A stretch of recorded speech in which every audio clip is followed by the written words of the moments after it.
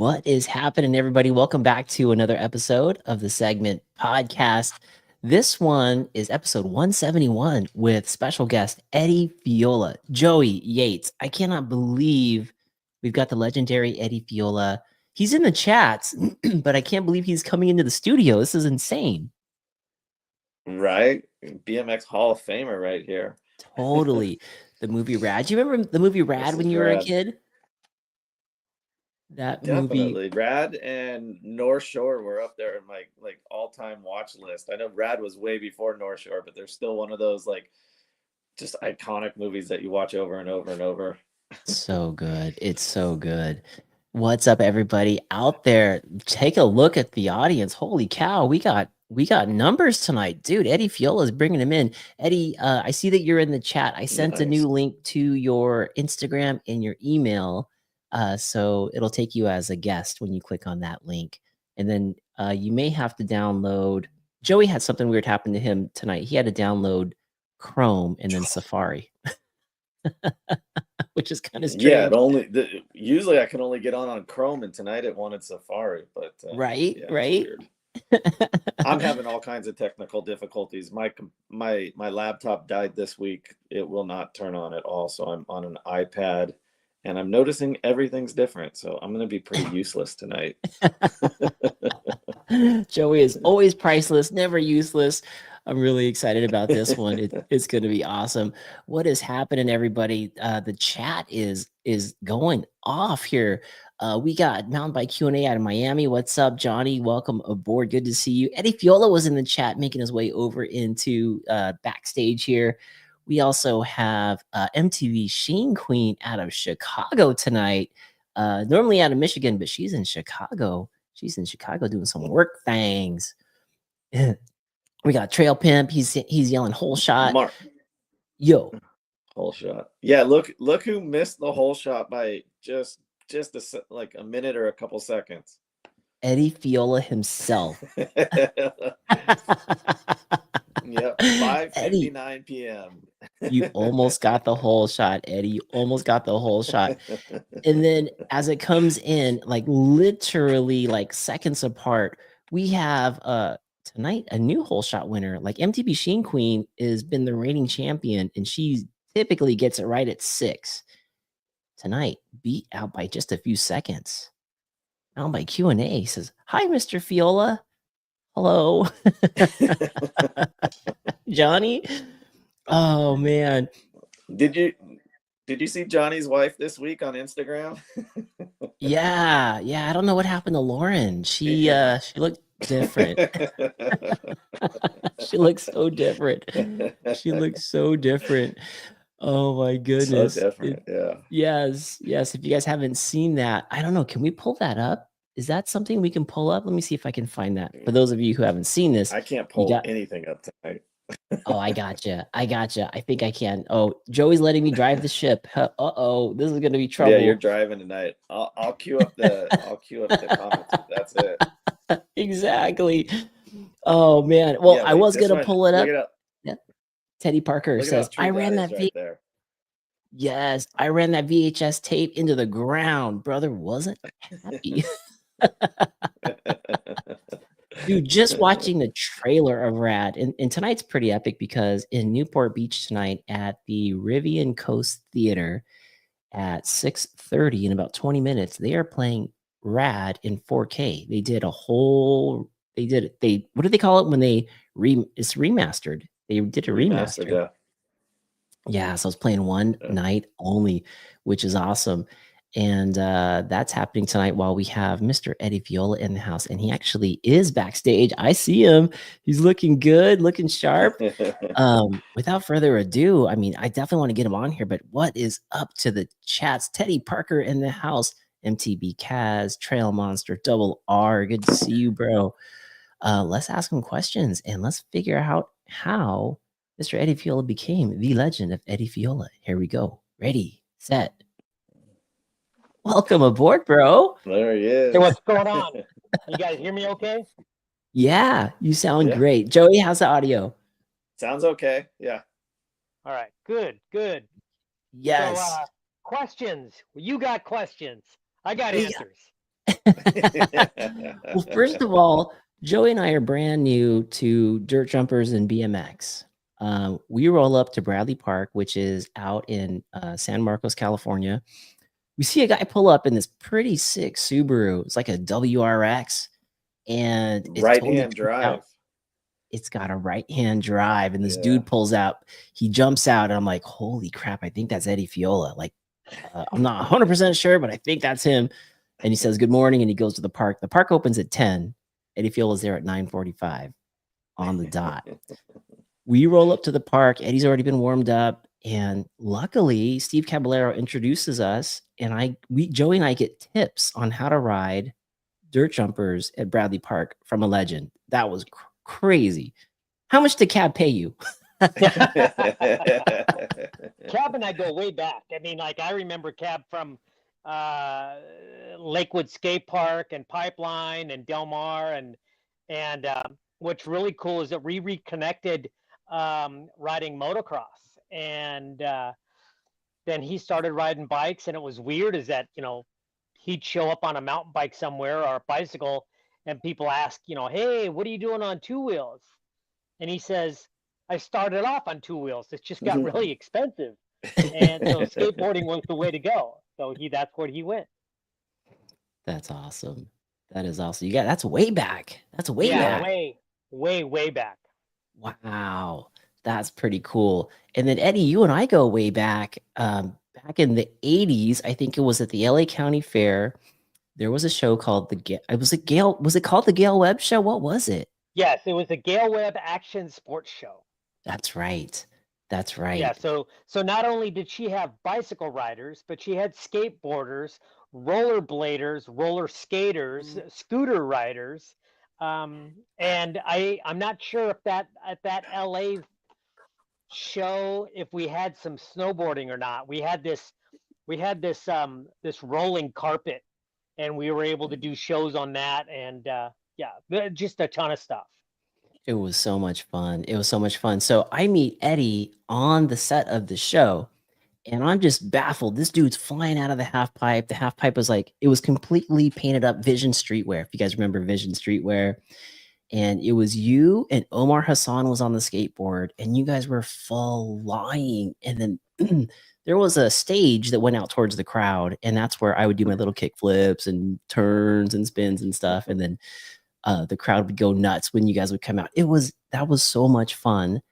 And now there is a Gail Webb Sports Park in Menifee to commemorate her, which is insane. Yeah, it was really cool is that you know, there was a kid that was going to some elementary or junior high, and Gail had done a show at his school, and years later, this still impacted him, and now he actually works for the city of Menifee and is able to, you know, he's in charge of parks and recs and this and that, and they needed to dedicate this park after somebody. And he suggested Gail right off the bat, and because, you know, she's, you know, always giving a good message and always, you know, out for, you know, the kids. The kids are number one, and that's her motto. So it's just really cool that they had named her. You know, what's funny is I don't know if I mentioned this the other day when we were at the pump track, but, you know, Gail is the only woman that has ever been inducted into the BMX Hall of Fame, the Skateboard Hall of Fame, the Legends and Heroes of Motocross. She's been nominated and a bunch of other stuff too. Woman of the Year.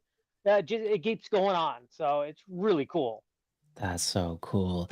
I just remember her being so full of energy. Still probably is. I haven't seen her in so long, but I remember after the show, all you guys are up there with the crowd and like signing autographs because there was like posters and things, and everyone was signing autographs. And I went back to the trailer, and she came over with the Sharpie, and she goes, "You get out there and sign autographs too."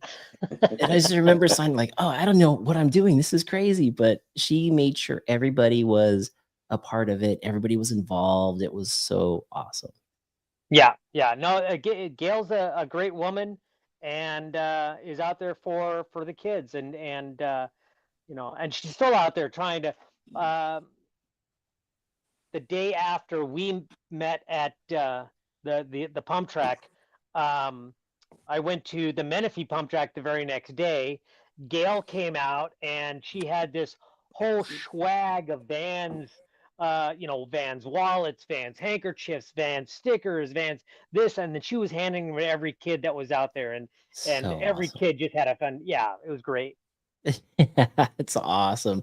I love that. I remember she was doing that at the LA Fair, just throwing out stuff to the crowd, swag, pumping everybody up. It was so cool.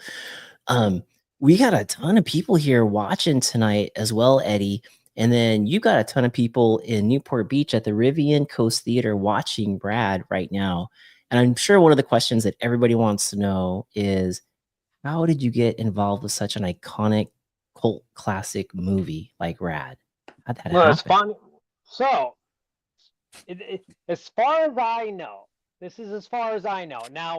Now I'm riding BMX, and BMX is still big right now, and I've been doing commercials. I did a Foot Locker, a Mountain Dew, you know, Levi's, all these things, and BMX is really big. The magazines have been going out. I've been on the cover of these, you know, BMX Plus, BMX Action, freestyling, all these things.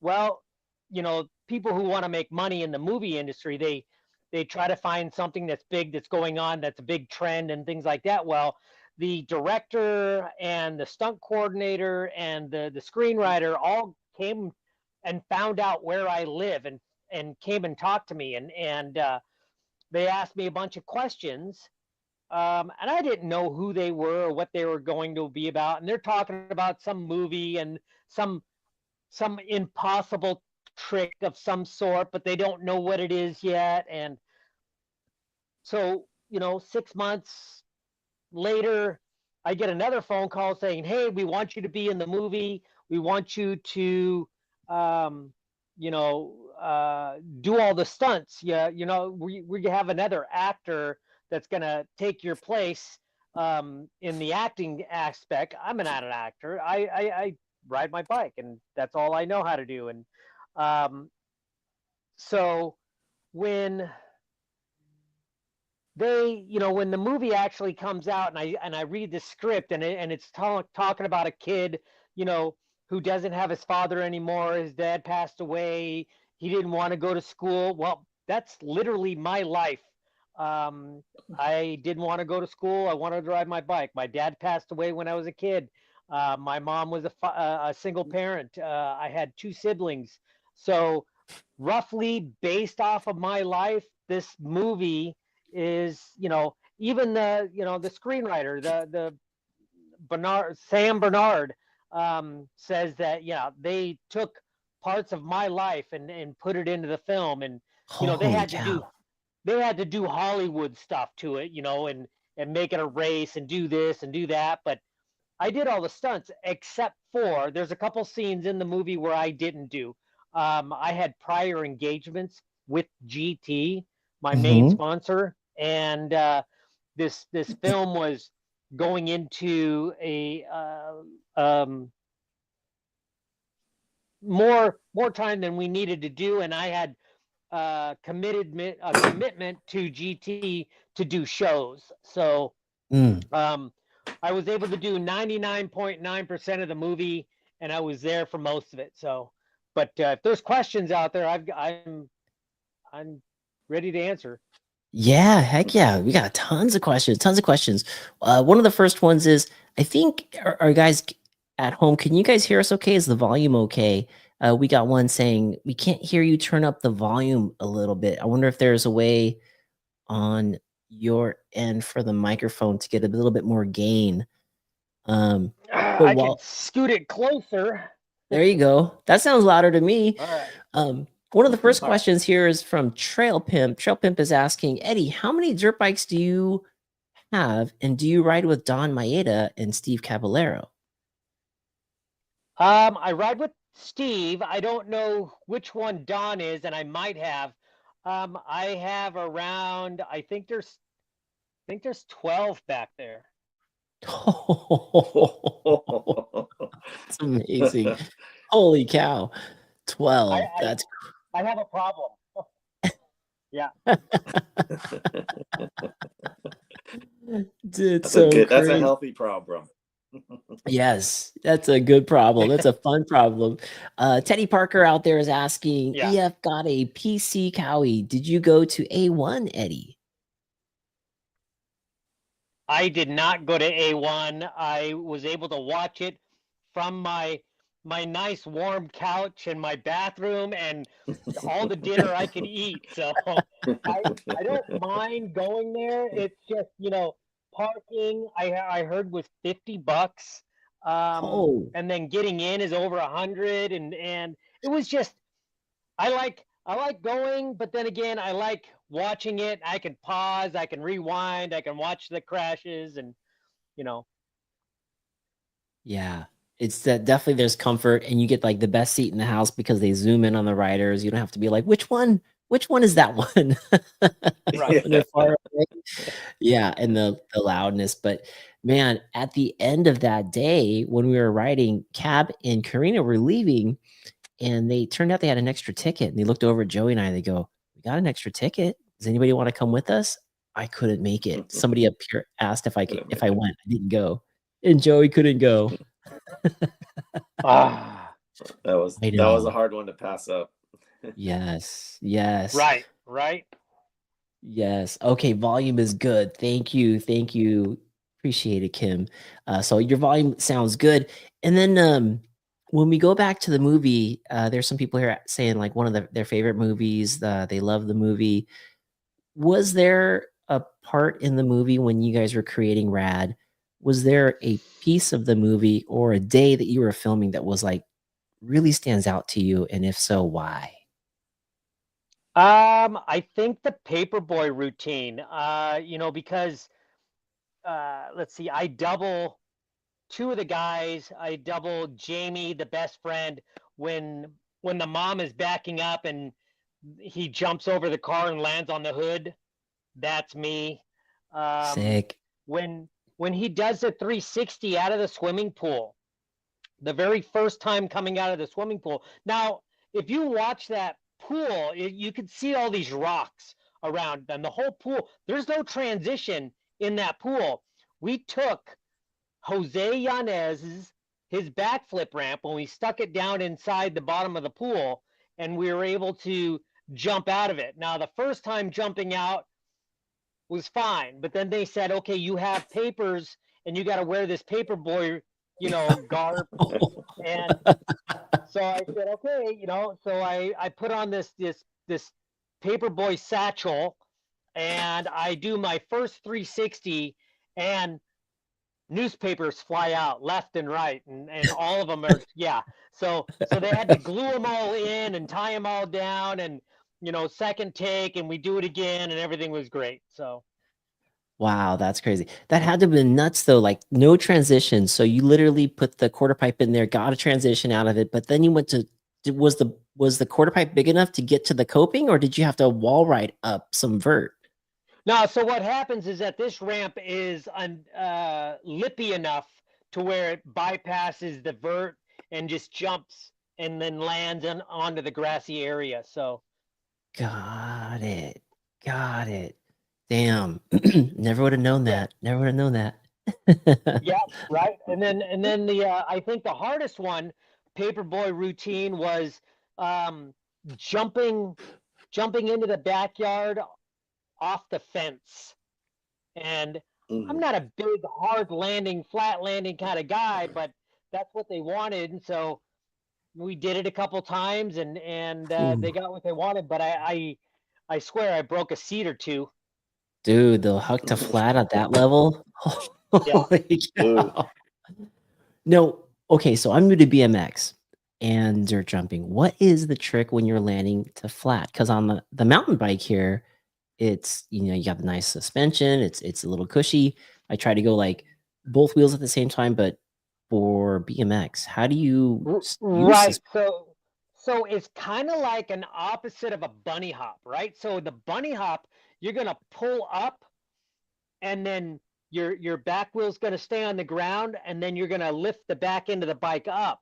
where on a flat landing, you're going to drop the back wheel down and then bring your arms in, so that creates your suspension. So it Interesting. creates a nice slow, Mm. you're using your upper body just as much as your legs, because you're letting the front end come down slow, and you're putting the back wheel down first, taking up that suspension, then letting your arms in, and that takes up that hard flat both wheels at the same time. Oh, got it. Yep. Mhm. Makes sense. MTB Sheen Queen here in the chats already has that down. When she was launching to flat, she had that nice back tire down, front tire. Right, I right. gotta figure that out. I gotta figure that out. Teddy Parker saying, LOL, already an epic story. Shout out to Jose Yanez, writer who does the flip in rad. Right. So Jose was the first guy to ever do a backflip on a BMX bike that I know of, and that he has record of. And he was like the one trick pony. That was the only trick he really knew how to do.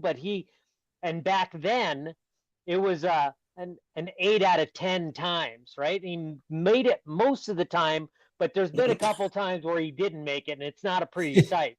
You know, No. I've seen him head tube the landing.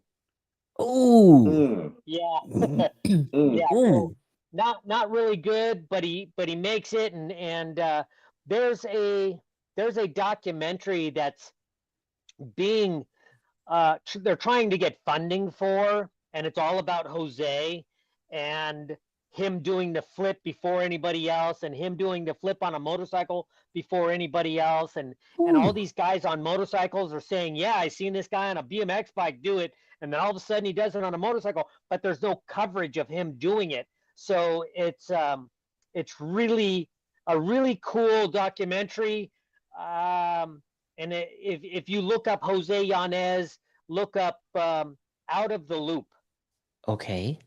So he was doing the flip, or he was doing the loop, but everybody forgot about him as soon as the big guys on motorcycles started doing it. So yeah, the main title is called Out of the Loop. So I'm not sure if you Loop. can find that or not. Yeah. Yeah. There we got it. Let me go ahead and pull this one down.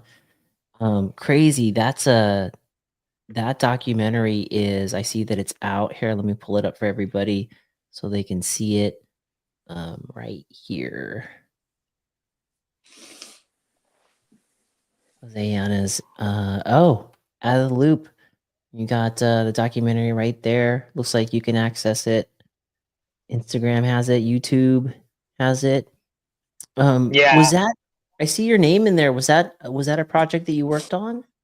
They did interviews with everybody, that Jose has encountered or worked with, and because we worked together in the movie Rad, they interviewed me, and so there's a good subject, or good interview. So Nice. Okay, cool. That's great, man. So many cool, epic stories are already coming out here. We have out of Miami, Johnny Yu out of Miami. He says, you did a movie in the 80s. What are those royalty checks like? I have a friend who has been in the movies, and every now and then he gets like a $15 check. right. Okay, let me spread the word here. Um, so Rad was filmed in Canada, and Talia Shire, this is her production company. This is Talia Films. So Talia Films, they went to Canada to film this movie Rad. One of the reasons is because you don't have to pay residuals. Oh. Yeah. No. So you ever heard of those runaway productions? And that's one of them. When they ran away, they went away from Hollywood. They don't have to pay any residuals.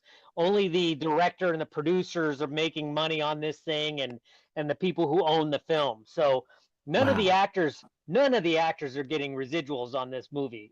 Believe me, No way. I wish I could, and I wish but we tried to work something out again when they remastered it, and if I had enough money or enough lawyers, I think I could fight it to where when I signed the contract back then, the contract was for video home rental use only, because What? yeah, so the VHS tape was never sold. Nobody could ever buy the VHS tape. It was not for sale. You couldn't buy it at a store. If you had one, it's because you didn't return it, and you didn't rewind it, and you just kept playing the beginning and the end of the movie. So it's funny is that, you know, when all the video stores went out of business, you know, and all the streaming stuff came in, you would be able to find a lot of these rentals for like 25 cents, $1 here. I've got one for 25 cents. Wow. Yeah. But Wow. when they remastered it, now I'm bummed that I'm not getting residuals, but I'm also stoked that they did such a great job on it. They made it clearer. They made the sound better. They readjusted some of the colors, and it looks great. And I think that's Utopia that did all that. Interesting. Yeah, I saw the trailer for it for this upcoming for tonight. It Yeah. looked good. Looked really good.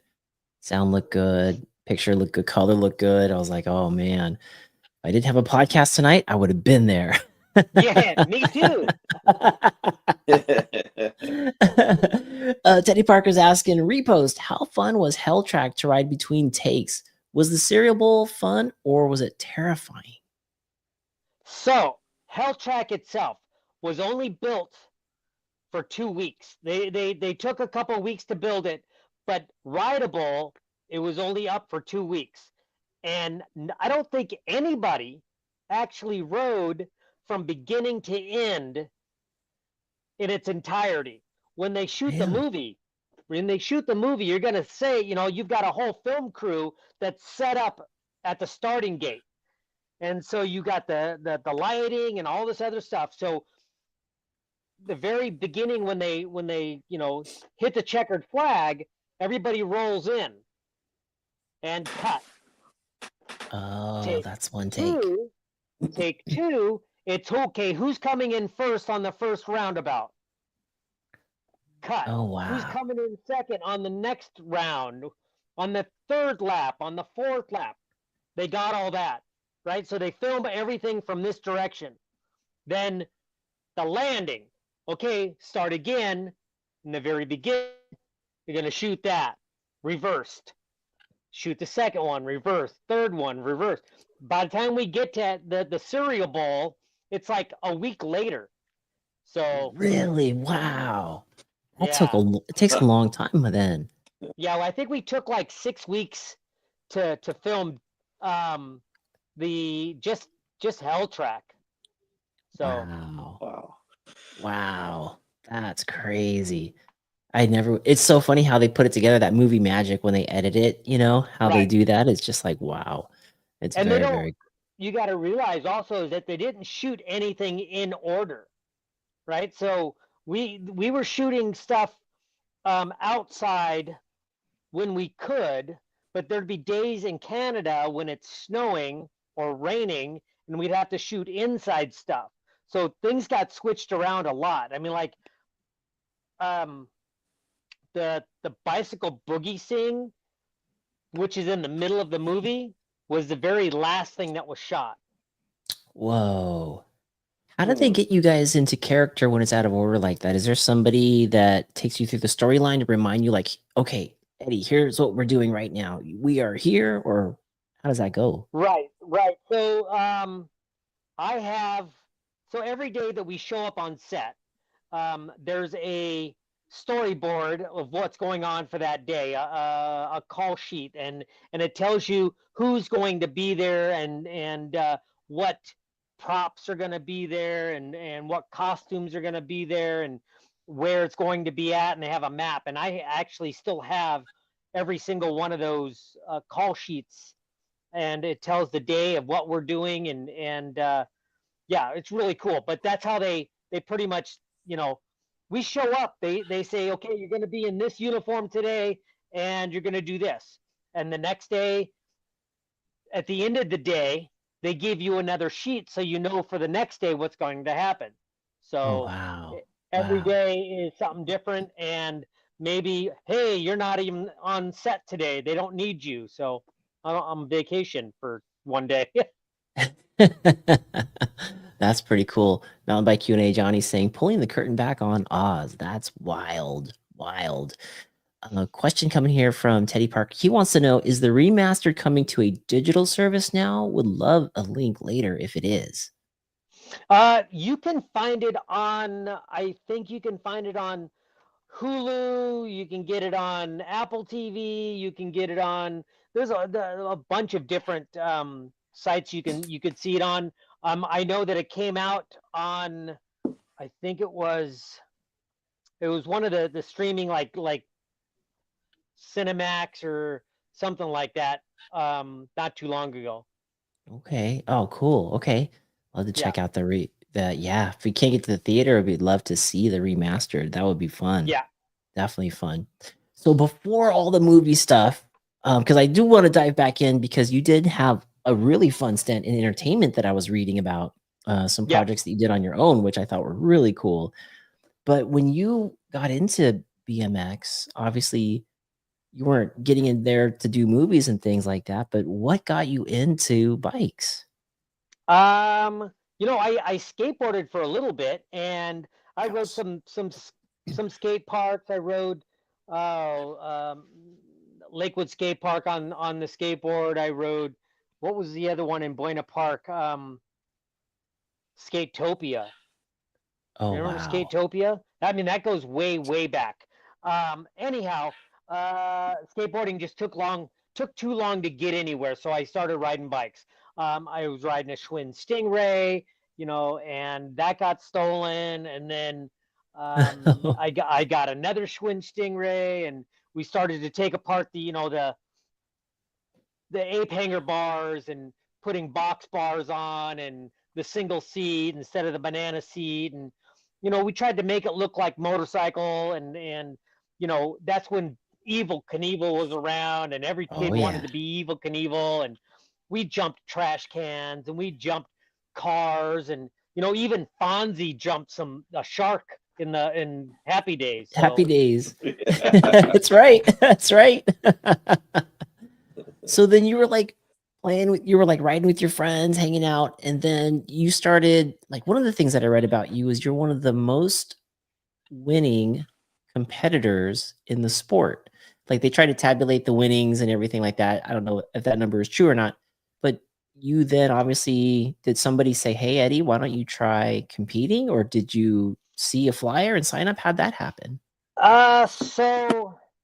so it really happened through the magazine, and Oh, so I was riding the skate park at Lakewood Skate Park, and I was just a little grom, and I found out that they were going to let guys ride bikes inside the skate park. So I started riding and going more, and every day and after school, and doing all this stuff and reading the magazines and getting a better bike and getting better wheels and trading here and painting there and making it better. And one day I show up to my skate park that I go to every day, and I see this guy, Bob Osborne. Bob Osborne is the owner of Bicycle Motocross Action magazine, right? The whoa. Bicycle Motocross Action, the bicycle magazine that everybody looks at. This guy is there doing a photo session with this guy named Timmy Judge. Mm. Timmy was a big time racer, but had tons of style, big tabletops, big cross ups, things like that. And all of a sudden, they're at my park that I ride, that I think I ride pretty good. And I've never seen Timmy there ever. And so I'm going, well, how long are you guys going to be here? And Bob doesn't know who I am, and I'm a nobody. I'm just this little grommet kid that is asking questions, and he says, I don't know, a little while, this and that. And I go, the one day the one day that I forget to bring my bike. Oh no. Oh, Because I'm with my girlfriend at the time, and we went to go play video games, and I swear to you, I ran home. Now my home from Lakewood Skate Park to Bellflower is about 5 miles, give or take. But it felt like when I was running home, I swear to you, it felt like Ferris Bueller's Day Off. And I was beelining straight home. I was jumping over fences, going through backyards. I swear to you, if there was a door open, I would have went through it if it was a shorter way. Eventually, I got home, but going back to the skate park, I couldn't jump the fence. I couldn't take the shortcuts. I had to haul my ass all the way down and make it as fast as I could. And I eventually got there. I got there right as Bob was putting his shoulder bag on and walking out of the park.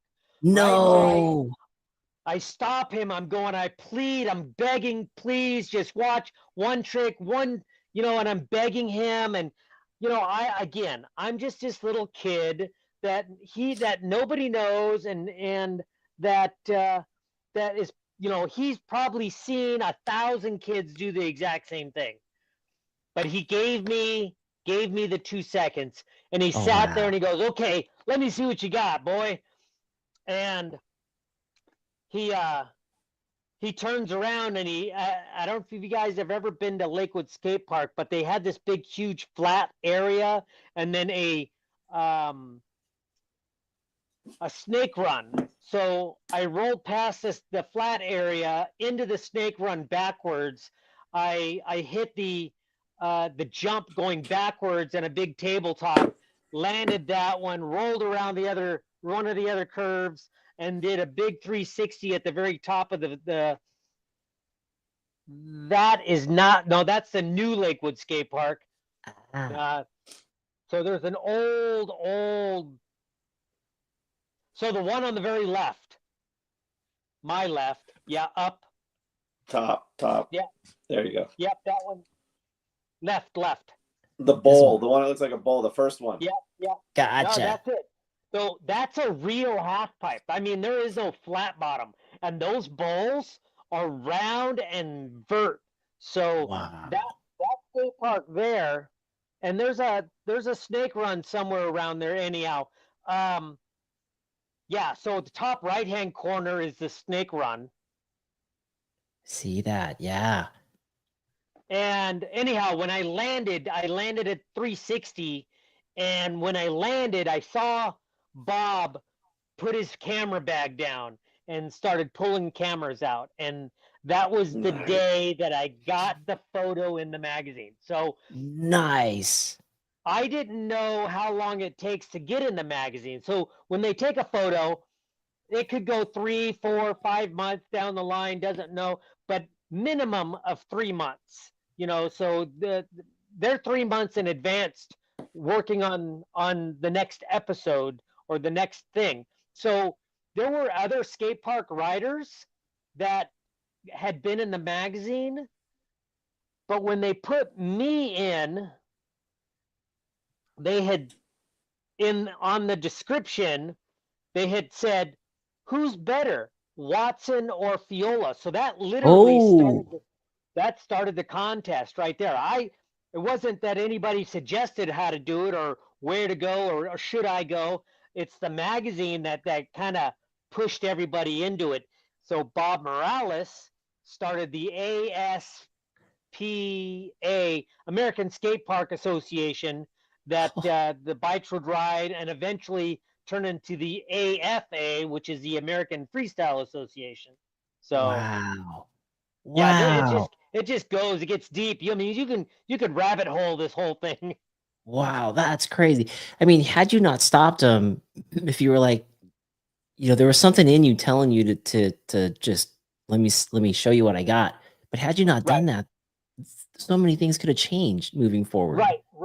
So years later, we're talking 35, maybe 40 years later, they are doing a dedication to Bob Osborne, and he lives in Montana right now, and he traveled to the to California, and I see him, and he comes to me, and he literally says, "Remember that day that I shot you, did that photo session with you?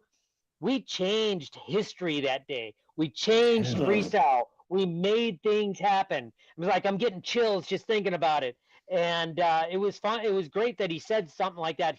He knew exactly what was going to go, what was happening. So that picture right there was a friend of mine was in photo class, and he needed a subject to take a picture of. So I said, "Hey, take pictures of me at the skate park, because we don't have any."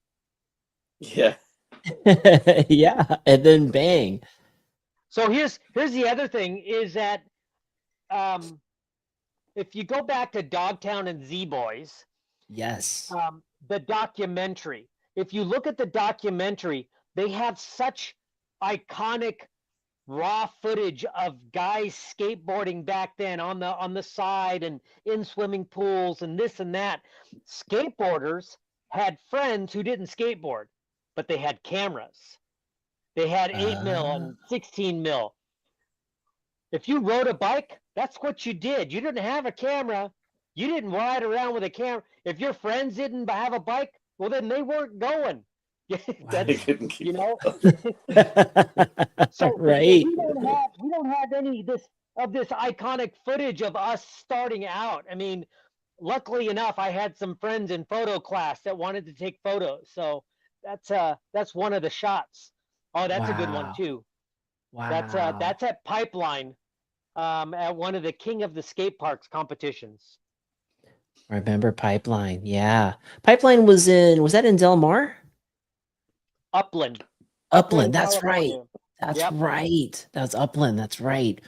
Oh my gosh. Wow. Look at that TV camera back then too. Holy Look at how cow. big that thing is. Now we have it in our pockets. Right. Well, yeah, right. Yeah, we're doing full videos and podcasts with phones. It's crazy. It's crazy. I got a couple more questions that are coming in. Thank you all so much in the chats for the questions. Please keep them coming.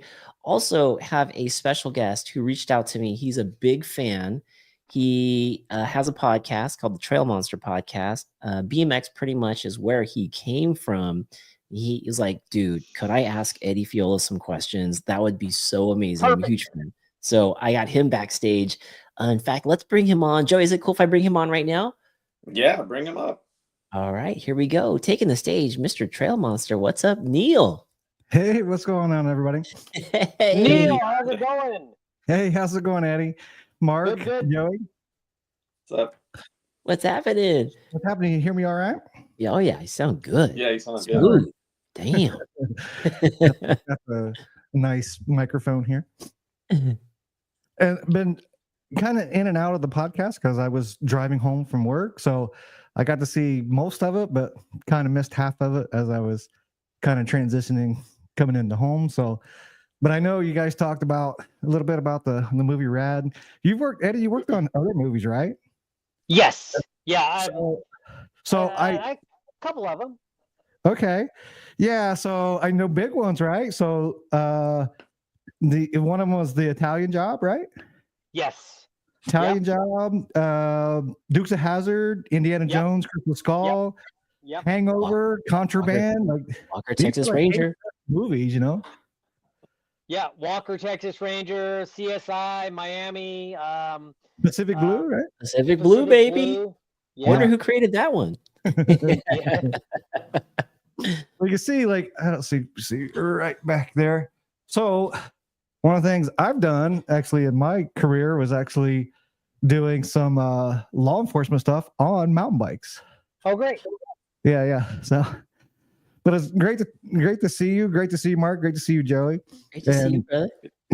Mark, thank you for having me on the show and getting the chance to talk to Eddie. And I know you guys kind of talked about the movie Rad, and I want to talk a little bit about the other movies. Oh, and Eddie, I was going to ask, So in the beginning credits of that movie, are you the one in the red jersey? Yes. Yes. So Yeah. you're doing some flatland, you're doing some at the pipe, right? Yep. Yeah. And I remember going through it. I remember part of it was you're doing an infinity roll, and you actually put a foot down. I'm surprised they didn't edit that out. Are you calling him out? He's calling him on a dab. Oh no. Yeah. Like a lot of people wouldn't, not even know what an infinity roll is. I grew up. In fact, I learned every trick from that movie. So I grew up in farm community. We didn't have ramps or skate parks or anything. So I had to learn flatland. So I know you were a big part of the GT Pro Performer, right? Back in the day. Yes, we helped design myself, Bob Morales, and myself design the Pro Performer, and it's a good bike. Yeah. So one of the very first like real legit BMX bike, freestyle bike was for me it was like a hot pink version of the Pro Performer. Oh, great! Yeah, back in the '80s. Every color under the sun. It was the best thing that the '80s brought out. Yeah, and I remember between you guys and of course Martin Aparijo, he was GT big in the flatland version on the GT side. So like those guys were like inspirations of like me learning tricks and stuff back in the day. And like I said, pretty much learned every trick from that movie. I wasn't around like other you grew up in the middle of farmland Ohio. You're not around like I was a big fish in a small pond. So like in my county, surrounding counties, like I was one of the best riders around. But compared to you guys out in California, amateur. Right, but I mean when the movie came out, that was the first time you actually got to see moving. You could get the magazine and you could see a how-to, and you get photo here, photo there, in sequence. But once you saw it live, that in front of you, and you could see, oh, I understand now. That's how they got there, and oh, that's a decade, or that's how fast you have to ride up this thing in order to do an air. Oh yeah.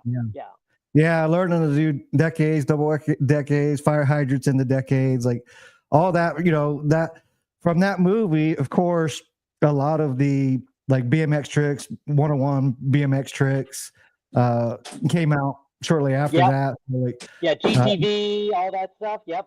Yeah. So I know Martin was in a lot of that. And who was the other? I know there was a couple other GT riders in there. I know R.L. Osborne was in there. I think he was riding for somebody else at the time. Oh, in the beginning of Rad, it was R.L., myself, Mike Dominguez, Brian Blyther. He was in a lot of the pipe scenes, right? Yes. Yeah. And who was it?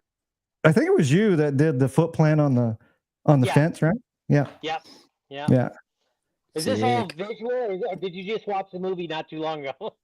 Some of it, yeah. I mean, of course, like being a podcaster, of course, you got to do your research too.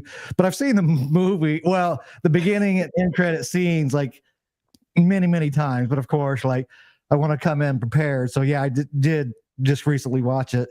Because like I knew like Mark was going to have me on. I get to talk to you. So I kind of know, like, but I already knew pretty much, like, but it was just a refresher, like, hey, this is, and I know it was RL and Martin at the end credit scenes, right, doing all the right. So in the very beginning or the very end of the credit in the beginning, right? It's a guy doing a 540. Yeah. And it's Ron Wilkerson. And they stop him about three-quarters of the way. Yeah. Did he make it all the way around? Yeah, okay. So I was just saying, was that edited because he didn't make it? I've always thought that. Now that answer from 1986 has been answered. They stopped it like three-quarters away. I'm like, I bet he didn't make it. That's why they stopped it right there. And it was so, I mean, like because I was doing them also. and I was pulling them, and the shot that they got, they used Ronnie, and I was so bummed that when Yeah. I saw the final product, that was like, he didn't even make that. What's the deal? Yeah, right. Maybe just a style thing. Who knows? But I will say, I think it was maybe RL that was doing a tail whip. He put a foot down too in the beginning, right? Hey, we're all beginners still. Always putting the foot No, down. you guys are writing for GT and Dyno, but I get it. Like, I would have been like, hey, editor guys, like, we can do this trick. Like, why do you have to put it in a Now, okay, I don't know if you heard me talk about the call sheets, about being on set, and every day we get these call sheets that that tells you what's going to happen next and the very next day, or the day that you're working. There's been so many times that I knew that I could do better, that I would stop Hal Needham and say, hey, can I do this one more time? And he goes, no, we got this. We got it. It's like, I can do it better. He says, no, we got it. We're going to go. Like the 360 at the very end of the race, I put my foot down. Yeah, you could see like you were getting wonky at the end when you're doing the 360 at the end. You get a little like lopsided. I'm like they stopped it right before you like put the foot down, right? Yeah. So I put my foot. Anyhow, this call sheet now says, Eddie, I can do that one more time, Fiola. Right. But like people that don't know, like especially in Flatland, because so many riders, they went into ramps, they went into vert. For me, like Flatland is so freaking hard. Like you have to practice so much, like failure after failure after failure after failure, until like you even come close to landing some of those stuff. But there's like when I did shows and I did Flatland, I didn't try to do the hardest tricks that were out there. I did the showy Flatland. I wanted to entertain people. Yeah. There's a video out there of me in all white doing Flatland, and I put my foot down a couple times, but I had the most fun that day. The ground was slick. It was slippery. I watched that video today, actually. I watched that. I remember you're doing some of the tricks that were in the gymnasium scene, right? And I was like, that floor is really slick, like a gymnasium would be. I said, that really relates, because I remember you doing rock walks and like kind of variation rock walks and with that slick, especially like doing like grasshoppers into like bar spins into the grasshoppers and infinity rolls into that. Yeah. So I thought, out all the names. Yeah. Like I said, I learned all those tricks, and then of course I didn't even know the names of them until later. Like I was just imitating them from the movie, and then later when some of the VHS tapes came out, like, oh, okay, this is what it's called. This is a lawnmower, like. Yeah, I know one of your favorite ones was kind of like a variation lawnmower into like a leg kick around. So I don't know if you've heard this story or not, but so I'm on the set of The Hangover. Yes. And my job was to be on the Sunset Strip, walking on the sidewalk as the cop car was speeding through and people were supposed to be jumping out of the way, right? Okay. Well, it got changed to them just barely moving and people walking out of the way. So my dangerous job got turned into like, okay, but that's what happens on movies. Things change all the time. Yeah, just gotta roll with it. But I was there ready for a 25, 50 mile an hour hauling ass, get out of the way. But in that scene, Ed Helms is in the back seat, right? When I get on set that day, the PA, the production assistant, comes up to me and says, hey, we've got your trailer over here, makeup's over here, your wardrobe's over there. And do you ride bikes or something? Yeah, right? Something. Yeah, something like that, a little bit. Why? Why do you ask? He says, well, one of our actors is a huge fan of yours. Oh, Really? Wow. Yeah, because he read it on the call sheet for the next day that I'm going to show up. yeah, So yeah. anyhow, I'm on the set and I'm there as another stunt guy. I'm just doing no bicycle stuff whatsoever. And when they're in between batteries or film or something, Ed jumps out of the car, runs over towards me, and says, dude, you know that trick you do in the beginning of Rad where you throw your leg out and you whip the bike around and you get back on? I got it down. I had it. I used to have a team. So he told me he used to ride BMX freestyle. He had his own team going on. He had pictures of me on his wall. Nice. And it was cool. We started talking about the movie Rad. We were talking about I wanted to, get the rights to it. Oh, yeah. And he says, oh, I'll call the director of The Hangover goes to lunch with Talia all the time. So now he waves the director over. Now I'm just another Oh. stunt guy. I'm no one special. I'm just another stunt guy trying to do a job. And now I'm talking to one of the main actors. I'm talking to the director, and we're talking about the movie Rad. So And- awesome. And That's rad. the director literally gets on his phone and says, I'll get you the rights right now. I'm going to call her up right. And he gets on his phone, and she didn't answer. Of course. Oh, dang it. Oh, man. Oh, And, man. and that's where it lies. And, somebody else got the rights and Yeah. bought it and re-edited it, and not edit it, but made it better. Oh yeah. Look at that. That's Martin and myself in Huntington Beach. Yeah, Huntington. Yeah. Awesome. So the people that might not know, tell me if I'm at least kind of right on this. So Bob Harrow back in the day, 81, E.T. comes out. Bob Harrow is in that. And people that don't know, Bob Harrow he started out making number plates called factory plates and eventually Harrow. And so he was on the movie set, a stuntman in the movie E.T. So that's in 81, 80, so BMX is starting to get huge, especially after that movie, because, a lot of kids see this. And then in 1983, a lot of people might not know this, Nicole Kidman's first movie role was in an Australian movie called BMXers. BMX Bandits. BMX Bandits, yes. BMX Bandits. So, of course, a couple years later, Rad comes out. But I could just see, like when you was talking about earlier, it's like, hey, this is a new trend. This is where a lot of money is.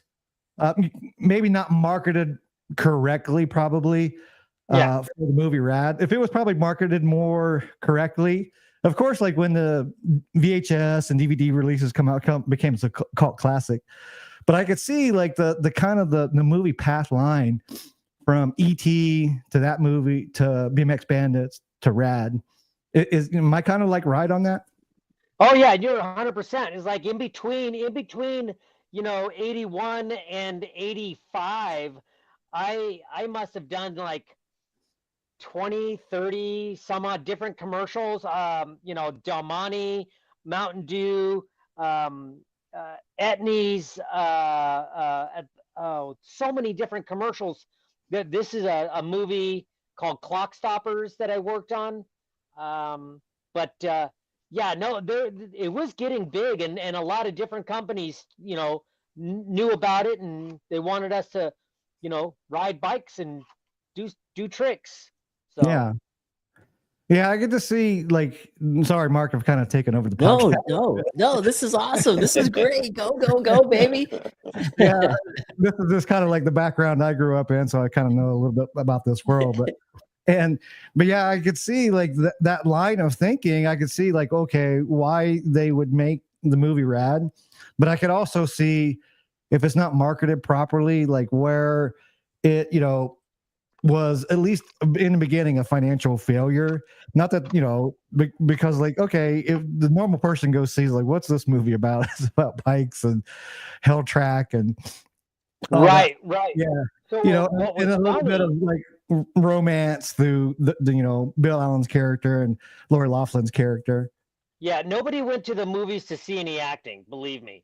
Yeah.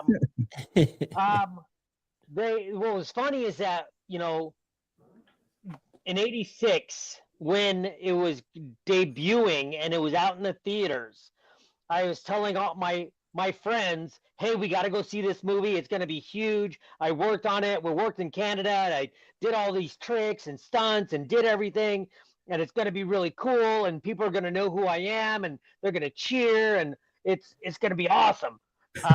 We show up at Lakewood Skatepark, Lakewood theaters, and I kid you not, there was me and my 7 friends. Well, man. No one else in the theater.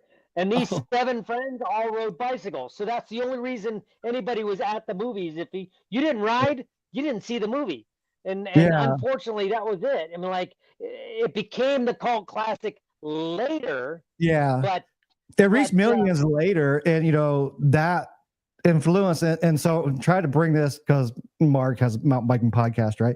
And Eddie, I'm assuming you're into mountain biking a little bit now too, right? Yes.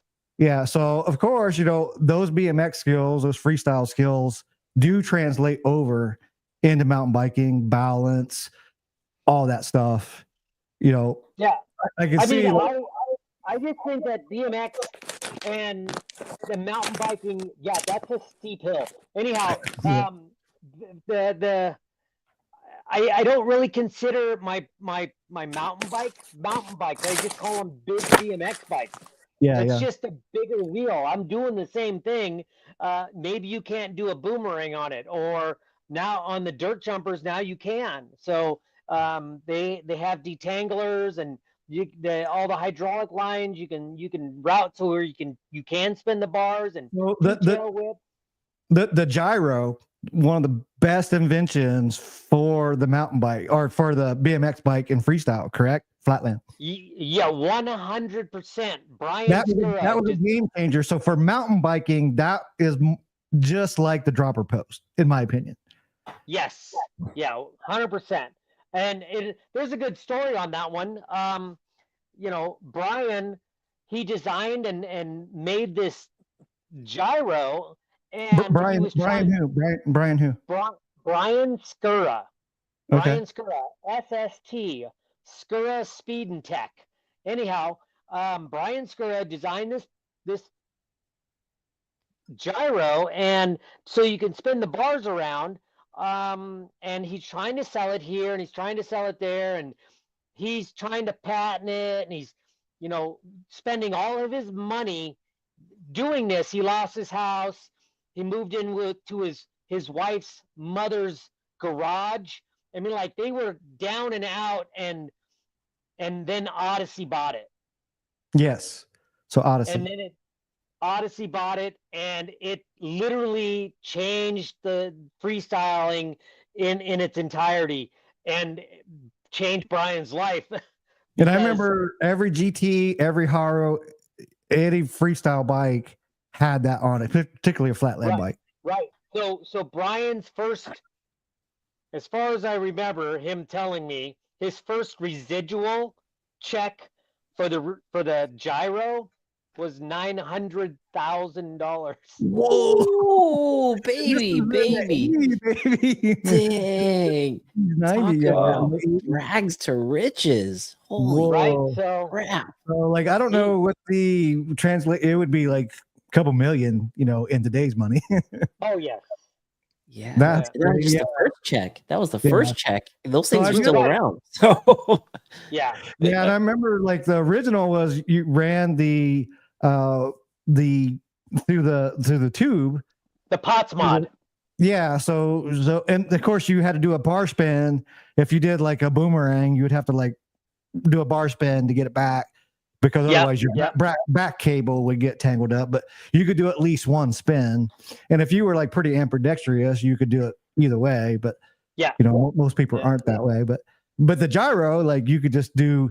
And I remember Dennis McCoy, like he would do these crazy, insane combinations, and he would like boomerangs into what was it? Fire hydrants and the tail whips and everything. Like, but he had some crazy like combinations for at the time, like that led into like a lot of the front wheel squeaker stuff, the funky chickens, to all that stuff that became like, you know, where guys were starting to ride in the late 90s with like no brakes and stuff. Right. Yeah. But that became, because that was all possible because of the gyro. Yep. Yeah. Wow. What a cool concept that guy came out with. Is it pretty much for BMX? Is it one of the things that they automatically do, or are they running like no brakes at all these days? What are they doing? So now a lot of the kids, you know, you had to have some type of skill in order to make your brakes work. Working on your bike, making sure that the brakes are angled the right way and the right compound of the brake pads work with the rims that you have. And you had to constantly change out your brake pads. Right. If if you didn't know what you were doing on building a bike or working on your brakes, then it's going to be a lot harder. And if your brakes never work, then why even have them? So that's where a lot of kids today are running no brakes. And the other thing is that they want to be more like skateboarding, where skateboards don't have brakes. Why do bikes have brakes? We can do the same tricks without the brakes as you can with the brakes. But I like brakes. I like stopping, and I think I have twice as many tricks that I can do with brakes. And if I wanted to do a non-brake trick, I just don't use them. Yeah, so you have the option of having brakes or not having brakes. You could do either trick. So I got to ask you too. So one of the things that, you know, especially with the back axles and like doing stuff like pogos, I think in the movie you had the flip down like fork pegs, right? Yes. Yeah, at least for the flatland sequences.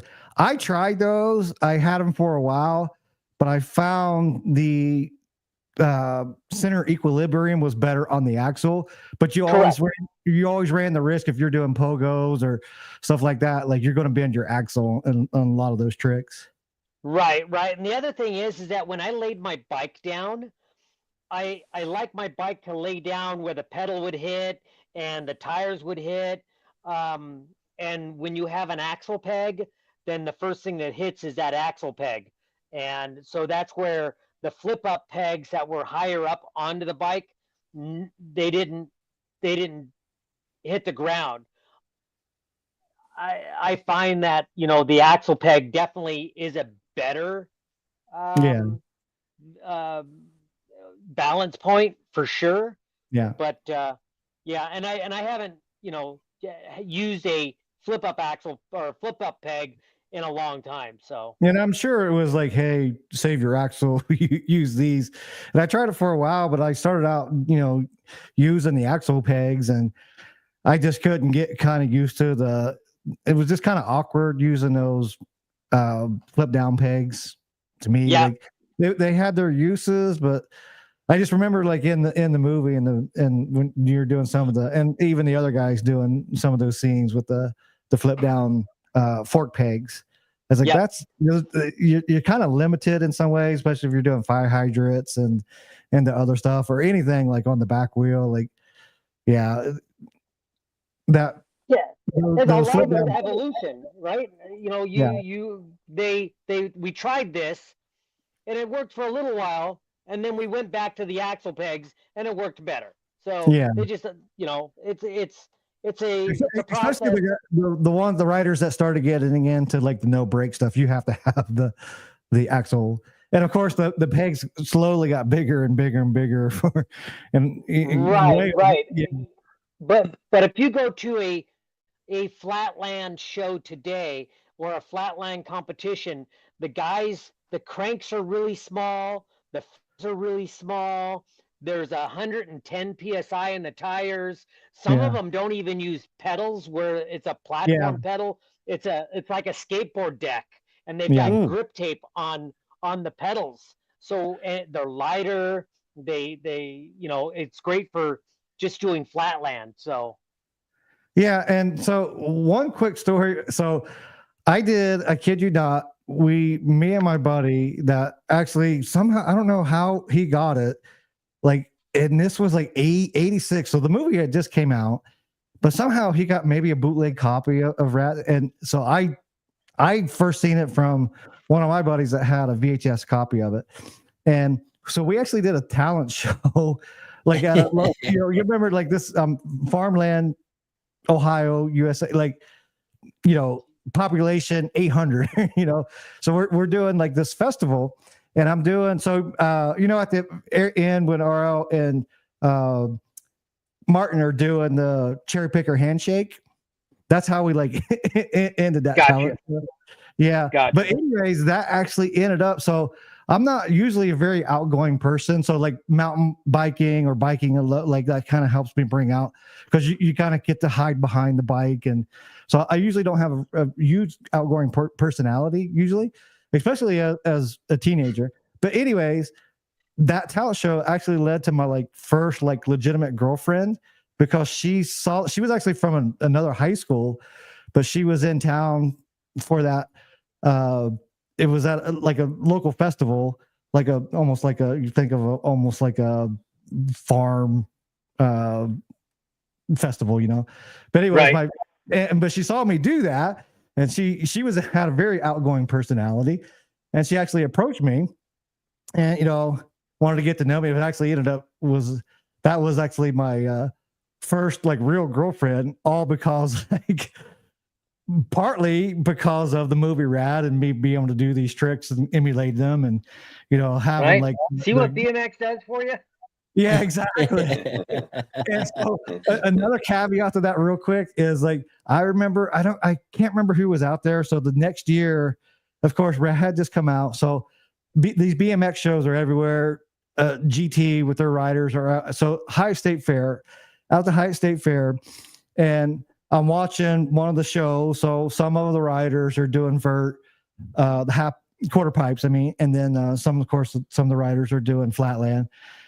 I just remember like going, and so the first girl I kind of really dated at the time, going out to the show, and of course she wasn't interested in it. Of course I was, but like, of course, like she had to get my attention from that, of course. So like, she took me to a park bench and wanted to make out with me and stuff. Well, all that led to because like I'm doing these tricks because I'm emulating the stuff from the movie. Right? Just kind of a weird story. And one more, how, Eddie, are you like really 5'5"? Like, are you like that short? Who are you calling short? Well, I'm bro. Hey, Tom Cruise is only 5'6", so exactly right. So is that how tall you really are? Like, and I'm 5'7". 5'5". Yeah. So us short kings, man.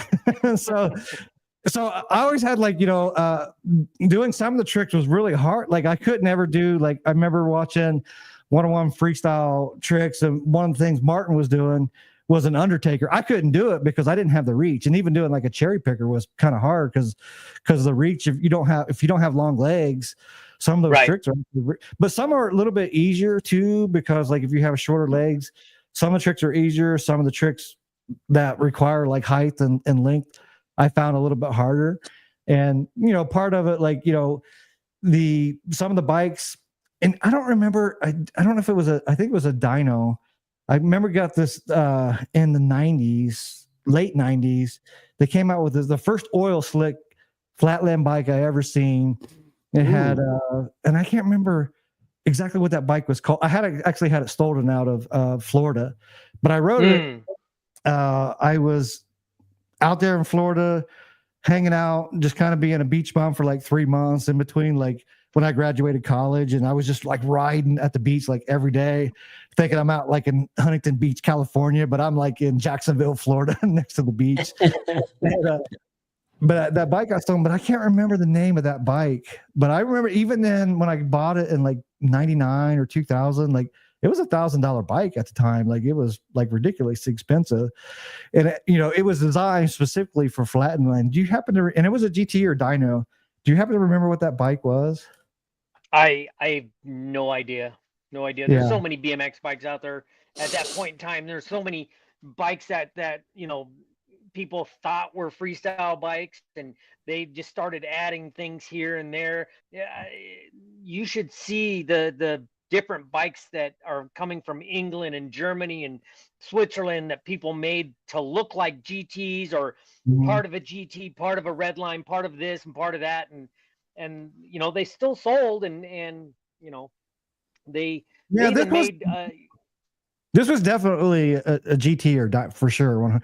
And I actually, to this day, I have a dyno comp in my hometown. Hang on one second. Okay. One second. Hey, Mark, thank you so much for like letting me kind of like. Yeah, absolutely. No, it's fun watching you do this. I know you're a big fan, so yeah, and I knew it was only supposed to do like 5 or 10 minutes, but like I know this is like, like 4 years. When does this opportunity come around? Mark, who's on next? do you have another guest that's going to call Eddie out? And I really didn't mean to call him out about the put down. I just thought it was weird in the editing, because like you could have edited that part out, like hey, and I could to me, like, okay, doing like shows and stuff myself at the amateur, although I did finish third in a competition in Cincinnati once against pros. I actually beat 3 of the pros in a flatline competition in Cincinnati, but I always thought like that was kind of weird. Like, I know if I was you guys, like RL and Eddie, like, hey man, like I can do this trick. We can take another take, and you could actually put that in the movie. You know what I mean? Right. Yeah. And then I was just talking to Mark about like, yeah. Hal didn't want to do anything more than he needed to, and that was one take, one time, move the next shot. Yeah. On that day, it was weird is that, so we were going to meet at Wizard Publications, which was Bicycle Motocross Action. We were supposed to all meet there and then decide where we were going to go to film to do some of these tricks. On that day, it was overcast, and a big fog bank came in. And we're all at Wizard Publication, and the fog is just dense, really dense. And the director literally says, okay, everyone's here. Perfect. He walks out to the middle of the street and says, we're going to film right here. Oh my gosh. We're at Wizard Publication. We're in a business district area where there's not a whole lot of cars coming in and out. So they set the camera up in the middle of the street, and he says, okay, let's see what you guys got. And literally that was it. Everybody just started riding. They said, okay, don't go any farther than this. This is when you're in camera, and we could see as far back as that. And that's what it is. So. Wow. I do have a weird question. I don't know. Like, so you was on consultant for the movie Bean, right? I worked on the movie Bean. Yes. So Roland Atkins is funny character, right? But I remember the only bike scene I remember him like doing in that one is like where he's like he has like he's holding on to the car and then like passes the roadies on it. Like, I'm just kind of curious, like, how does some of that stuff, like, how do you, like, what's your role in some of those like movies like that? Like, cause it's not like, there's no like really like stunt scenes for like BMX type stuff in that.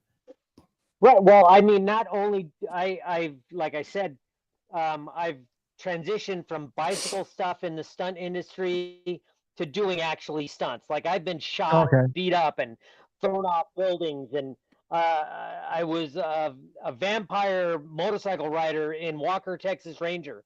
So I mean, like, there's so many different things that I've done, not pertaining to BMX.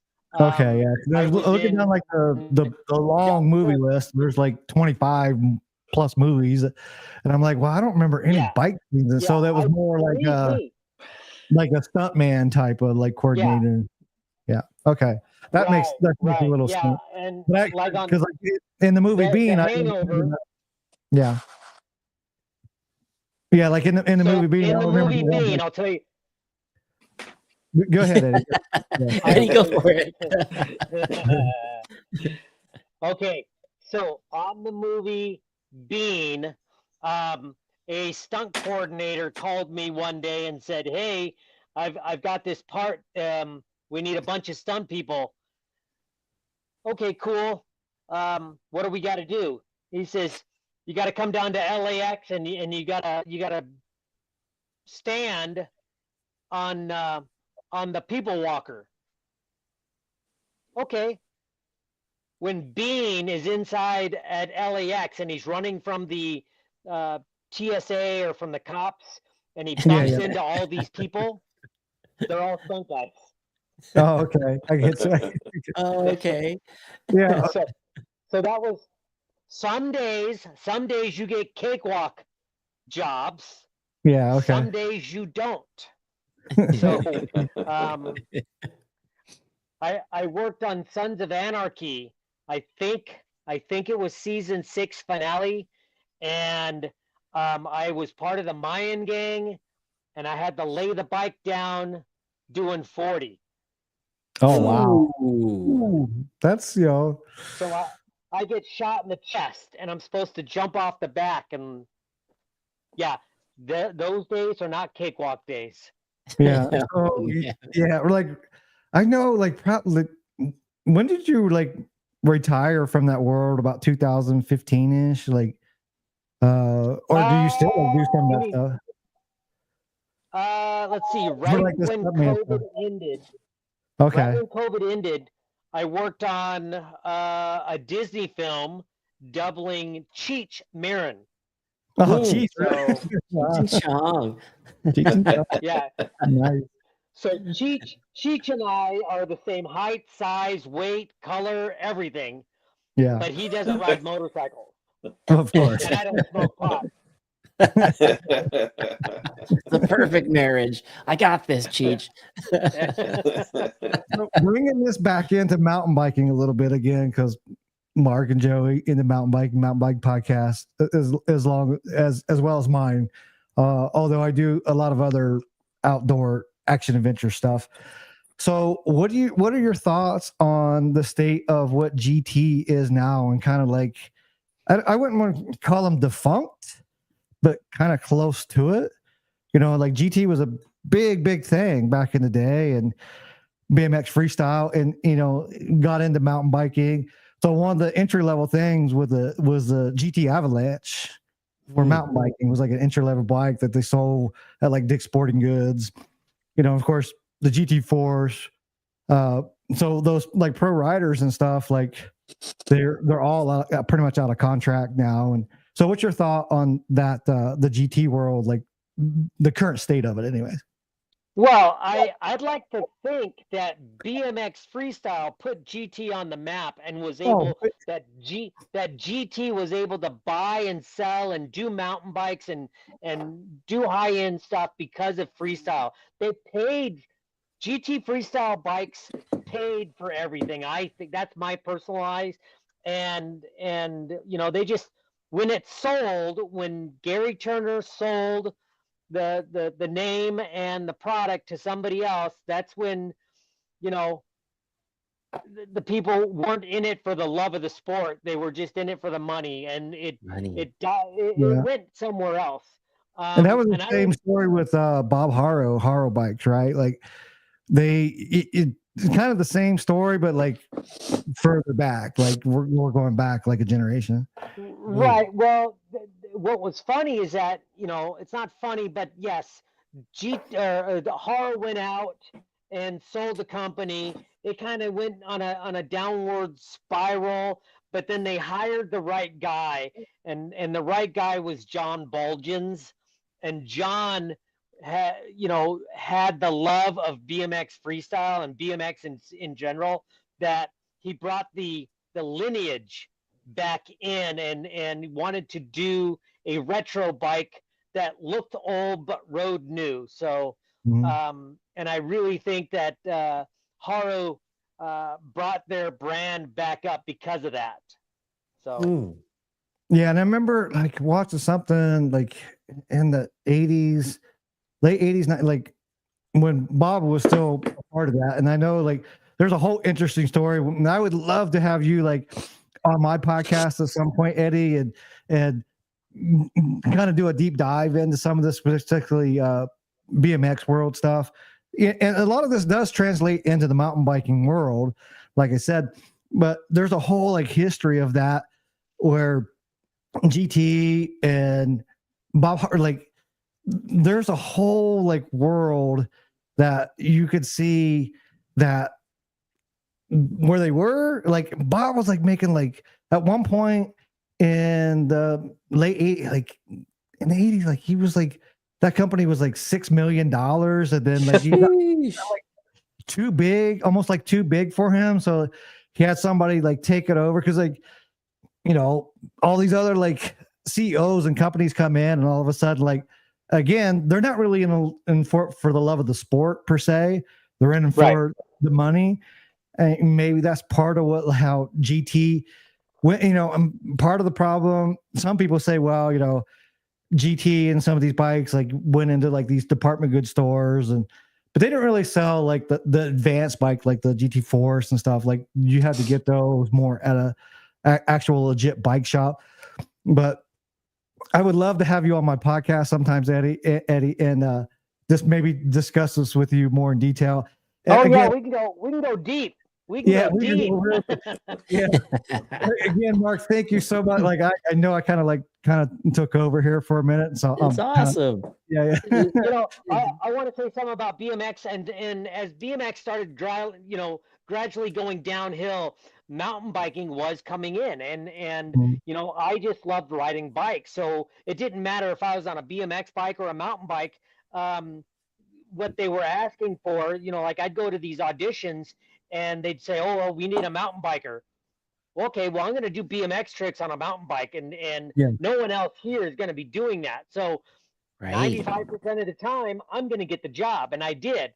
I did a Mars bar commercial out in, I think it was Toronto, and I'm riding a mountain bike. I'm riding a GT Zaskar at that time.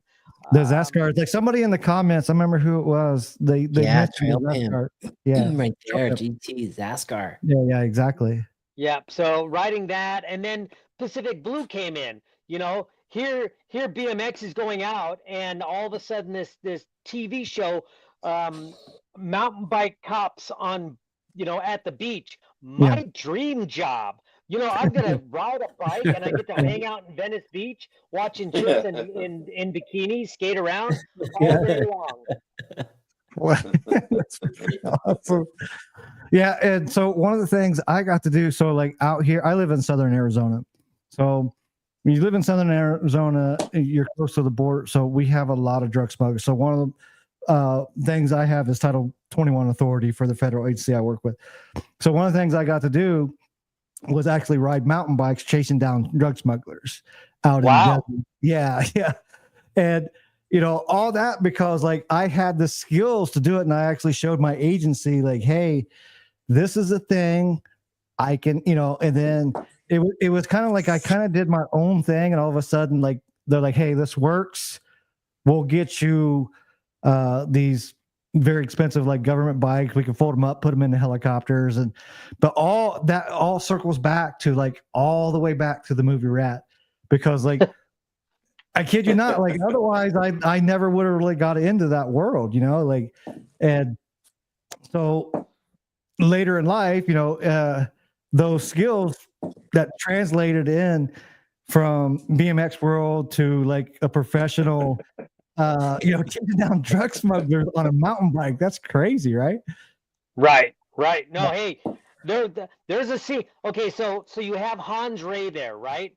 So Hans Yes. and I did a lot of the stunts in the TV show, and I remember this one stunt that we had to do, and we practiced and practiced and practiced, and we were both the bad guys at this time, and we were gonna rob this armored truck, and we practiced this transfer. And so what it was is that Hans was right next to me, and as I lifted my leg over my handlebar, he would grab my gooseneck. Mm-hmm.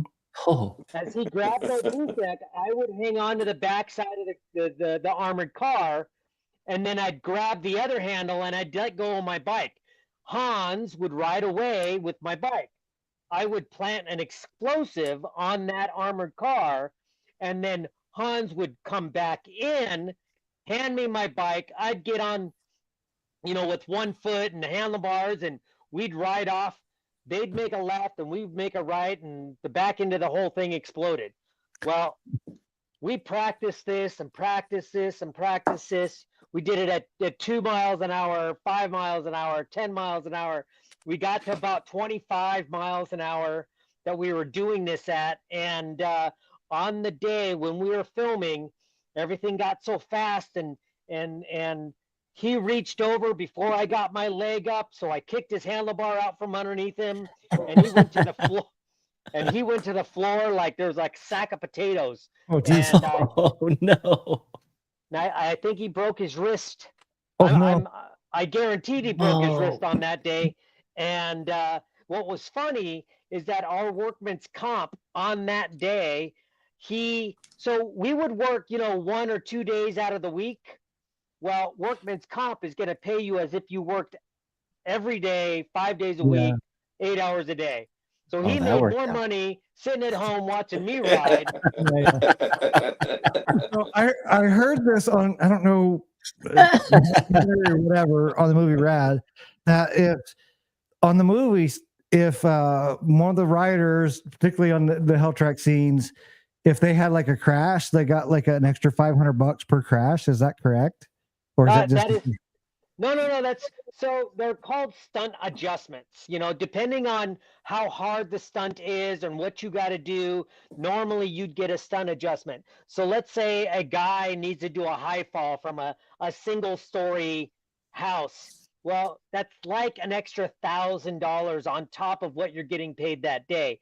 The reason it's that price is because they normally go up, it's like, as you go up in stages, like if it's a 3,000 or it's a 3-story house, it's an extra $3,000.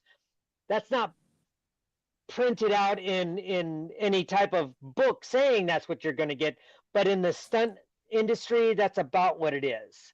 So I gotta ask though, like, so on me thinking like, wow, I could make an extra $1,500, $3,000 if I do some crashes, right? Like, and some of those crashes were kind of look gnarly, but if you're in that world, in the mountain biking world too, crashes, BMX is just part of like the sport, right? Like, but if I was you guys, I'd be like, hey, I'll take one for an extra $500.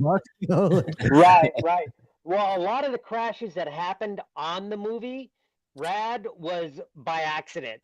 The only crashes that actually happened on purpose was Mike Miranda when he flew over the berm, or when Mike Miranda fell off the hell track and off the waterfall section of it. But 99% of those crashes were all real. Like during the the qualifying, and you see crew going through the bushes, and then he gets T-boned by one of the other riders. That's me, and that wasn't supposed to happen. Did you get the extra $500 for that? Nope, because it wasn't planned. But because they had it on film, they just kept it in the movie. Oh, okay. Wow. It wasn't planned though. Like if you just had so it had to be planned. Yes. Oh, Yeah. okay. So Yeah, that makes more sense because I can see like riders taking a dive, for an extra Right. couple. Yeah. No, then everybody take a dive and everybody hit the ground. Yeah. Yeah. It doesn't happen that way. Okay, so I always wondered about that. I was like, why wouldn't you just like, with all the extras and the BMX riders, like why wasn't like every one of them guys crashing? But yeah, like I heard like it was like $500, at 86, like it's a couple grand, these days. So Right. yeah, so that makes more sense because otherwise, like, yeah, like why wouldn't you like just I found.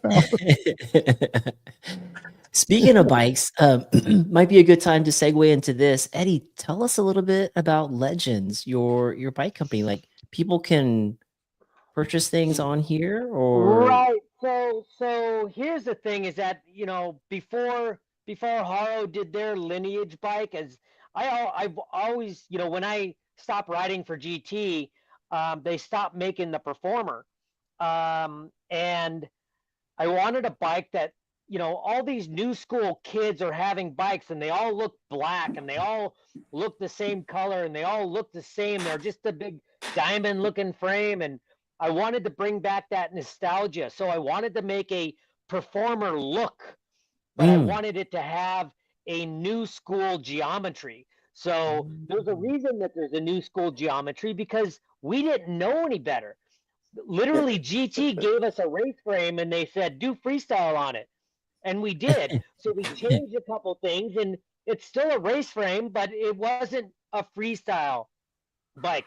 And the guys that are riding bikes today, they changed the head tube angle, they changed the head tube length, they changed, the bottom tube and they made it better, stronger, faster, lighter, and easier. So I wanted that look where it looked like a Performer, but it wasn't. So when GT stopped making the Performer, and what was funny is that when I was riding for them, I was their Performer. I was the Performer that rode the bike, and that's why they named it the Performer. So when they stopped making it, I came up with this idea that I'm going to call it a Proformer, not a Performer, but a Proformer. And we made 250 hand-built here in the United States by a guy that used to work for GT and welded the Performers together and all this other stuff. Anyhow, I got a letter from GT. Oh no, corporate. cease and desist. Yeah. Oh. They said, hey, we don't have a patent on a bicycle, but Proformer and Performer sound a lot alike. And this is corporate talking. Now, what's funny is when corporate is talking, they're saying, we don't want your name in, with our name. Yeah. Do you realize that if you Google my name, GT shows up? Yeah. If you Google GT, my name shows up. Yes. We're bonded, unfortunately, for a long time. And I went to GT to see if they would want to do a retro bike. And one of the people there that was in charge, they go, "Oh, that'll never sell. That'll never sell." Oh, I see it right here. Sold out. Yeah, sold out. So the thing is that we sold X amount and I got this letter. They said, don't sell anymore and we're good. So I didn't have any suit or anything like that. I contacted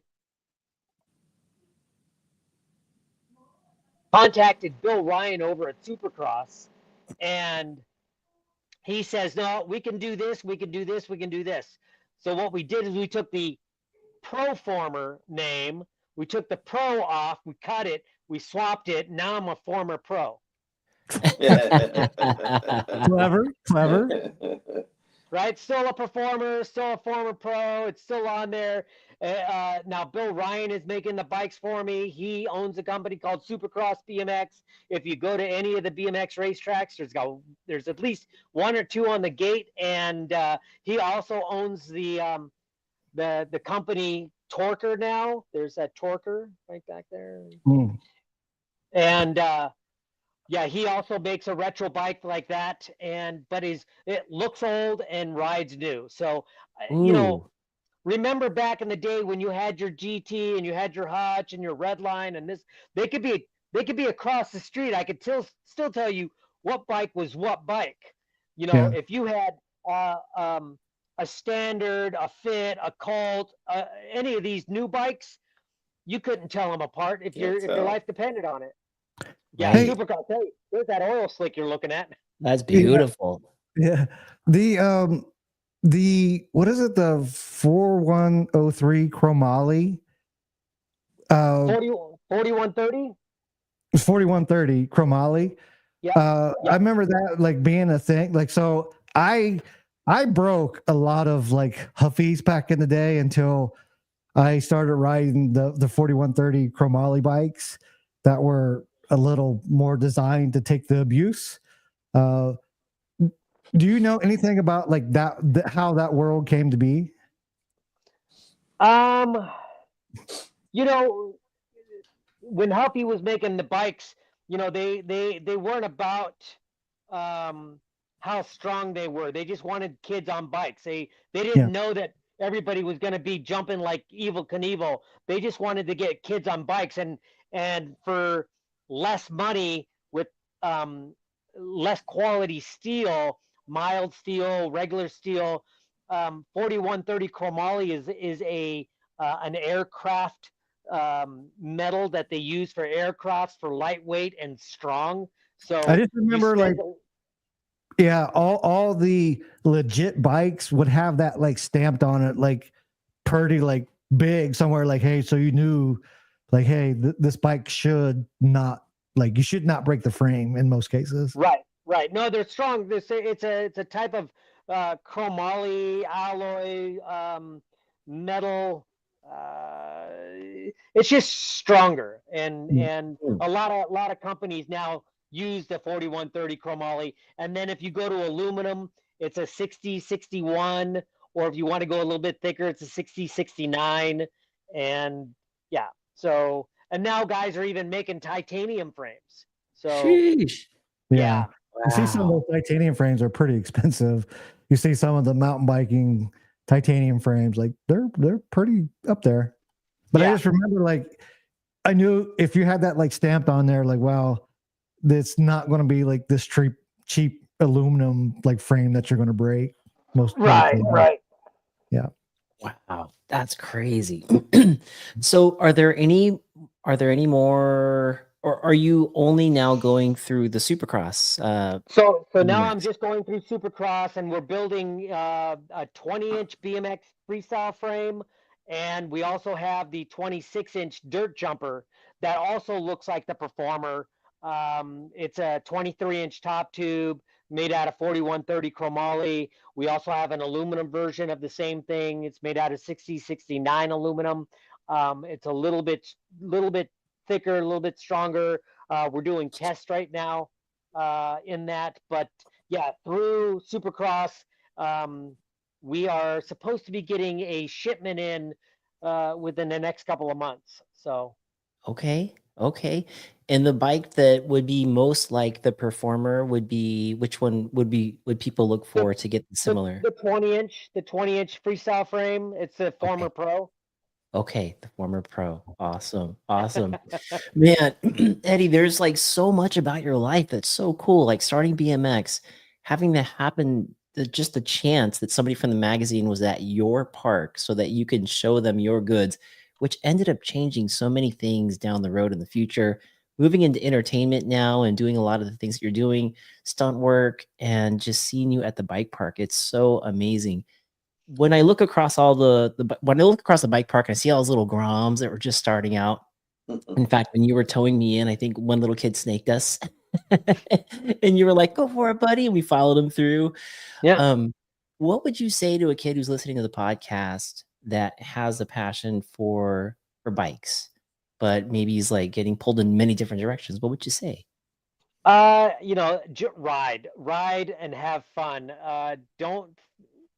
I watch these kids that are always turning their head or always looking behind them, and that's what's going to make them fall.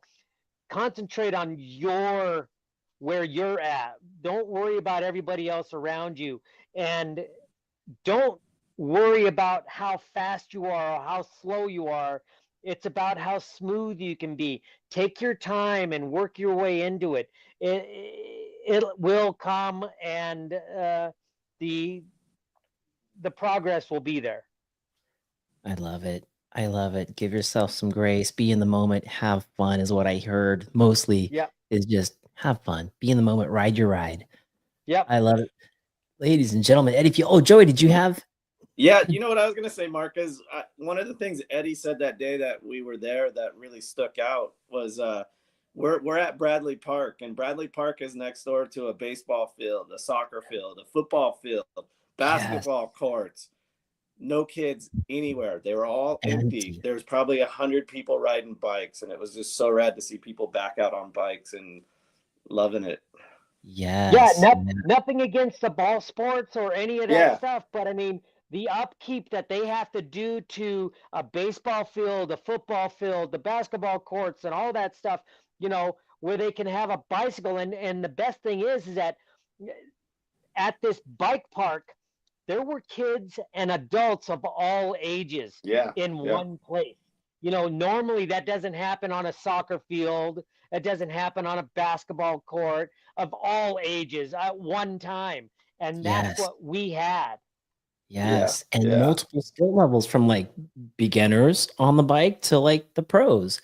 And everybody's accepted. It doesn't matter if it's your first day there or if you're over on the double black diamonds. Everybody's helping everybody out. There's no judging at all. It's so rad to see. And that's the mountain biking world in a nutshell for the most part. Like 99% of it's so accepting and just really cool individuals in the mountain biking world. Yes, it so much is. Eddie, with everything that you've done in your life, and there's more things coming, is there anything that you wanted to share that is coming up for you, something that we can look forward to for following your journey? What we have coming forward is that the last year and a half, almost 2 years, we've been working on a documentary and of my life. I did do a book, and the book is called When I Was King. And so we're doing a documentary on the book, and it's called Effortless, the big EF, effortless on the backside. Anyhow, and the same guy that wrote the book is also doing the documentary, and it's coming together really good. We're looking for people to distribute it and things like that, but we should have something within the next couple of months. Yes, that's the book, When I Was King. When I Was King. Nice. But yeah, the documentary's coming out soon, and it's also the same guy that did the documentary on Gail Webb. So if you look at Gail has a trailer out right now somewhere. I'm trying to think of the name. I made a promise. I made a promise to a friend. Yes, I see it right there. And if you guys get a chance, check out the promo of that, and it's going to be a good one. Yes, right there. You can find it on YouTube. A Promise to a Friend official trailer. We're so excited to finally get to share the trailer for our upcoming documentary telling Gail Webb's amazing story. Love it. Love it. And your documentary and the book. Pick up the book if you're out there. When I Was King, Eddie Fiola. And follow Eddie Fiola on YouTube. There is some great content on YouTube there. In fact, one of the folks here in the chat said, hey, has Eddie ever done a garage tour on his YouTube? As a lifelong BMXer, a new MTBer, I need to see all those bikes and those dirt bikes. Let's see if I can get, let's see, the dirt bikes here. Here we go. Going on a tour. Right, so we're going to be, let's see, I'm trying to find I was trying to focus on my face. All right. So what I have back here, what do I got back there? I've got a Honda 150R a 150F, a 250 KX 250F. Actually, I have 2 of those. I have a Gas 280. I have a Gas 300. I have a KLX 110, a Z125, a Z400, and an MX 1974 MX 250 Yamaha. That's my vintage. Whoo. Baby, that's a lot of fun toys out there. Oh my gosh. Eddie, tell the folks out there where they can follow you on your journey. Tell them what your Instagram handle is and what's the name of your YouTube channel.